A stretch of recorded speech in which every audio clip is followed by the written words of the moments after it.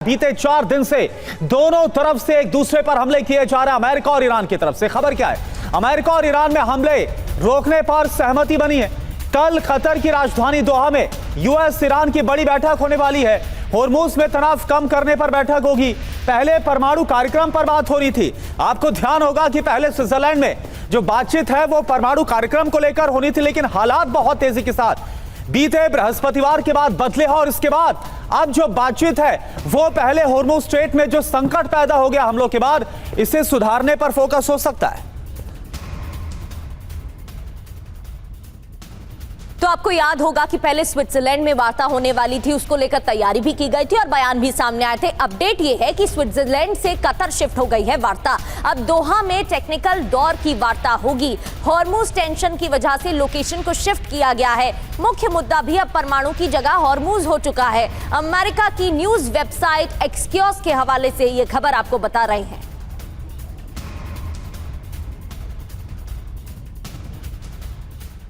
तो अब दोहा में यूएस ईरान वार्ता एजेंडा क्या होने वाला है? हमला रोकने पर सहमति बनाई जाएगी। दोहा में होर्मुज एक मुख्य मुद्दा बना हुआ है। जहाजों की सुरक्षित आवाजाही ये सुनिश्चित करना इस वक्त सबसे ज्यादा जरूरी है। अब कतर की मध्यस्थता से डील होगी। यूएस ईरान में सीधी सैन्य जो हॉटलाइन है उसे भी चालू रखा गया। होर्मुज विवाद में फंसा परमाणु मुद्दा, इजराइल हिजबुल्लाह मुद्दा लंबित है। बड़ी बात क्या है? स्विट्जरलैंड से वार्ता अब कतर शिफ्ट हो गई है।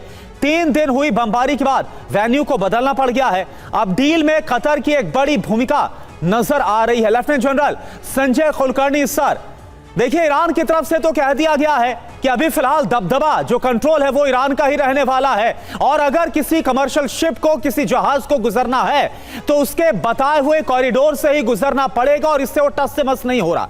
आपको लगता है कि अब दोहा में जो बैठक होगी वहां पर कोई नतीजा, कोई हल निकल पाएगा? बहुत बहुत धन्यवाद करुणा जी। मुझे मुश्किल लगता है कि कोई भी, बिकॉज ये जो मेमोरेंडम ऑफ अंडरस्टैंडिंग है जिसमें 14 बिंदु थे और उन बिंदुओं में साफ था कि 60 दिन के लिए स्टेट ऑफ होर्मुज पे फ्रीडम ऑफ नेविगेशन रहेगा और किसी को कोई भी उसके ऊपर टोल नहीं वसूलेगा और चलता रहेगा। लेकिन जैसे हम सब जानते हैं कि स्टेट ऑफ होर्मुज ज़रूर इंटरनेशनल स्ट्रेट है, लेकिन टेरिटोरियल वाटर्स जो हैं, जो 12 नॉटिकल माइल्स ईरान की तरफ से और 12 नॉटिकल माइल्स ओमान की तरफ से, और ये जो ओवरलैप है जिसमें जो आवाजाही होती है स्टेट ऑफ होर्मुज से, उसमें 3 लेन्स हैं। ऊपर वाला लेन जो ईरान की तरफ है उसमें से शिप्स गुजरती हैं। बीच वाला जो 3 किलोमीटर का एरिया है वो बफर है और उसके नीचे फिर 3 किलोमीटर का एरिया है जिसमें से एक तरफ से एग्जिट, एक तरफ से एंट्री।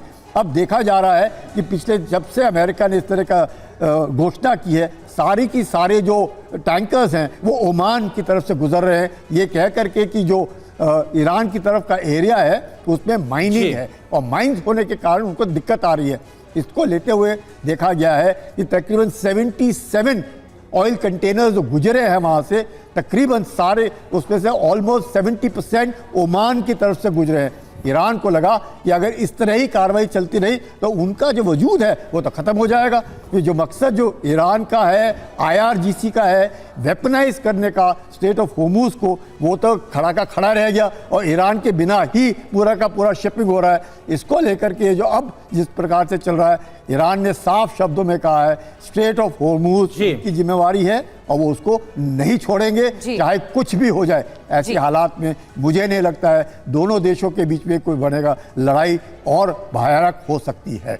बिल्कुल सर, और दोनों के बीच, दोनों देशों के बीच MOU भी साइन हुआ और उसके बाद क्या हुआ वो तो दुनिया देख ही रही है। तो इस बार भी बात बन पाएगी या फिर धोखा ही दिया जाएगा, क्योंकि इसका खामियाजा पूरी दुनिया को भुगतना पड़ता है, वो देखने वाली बात है।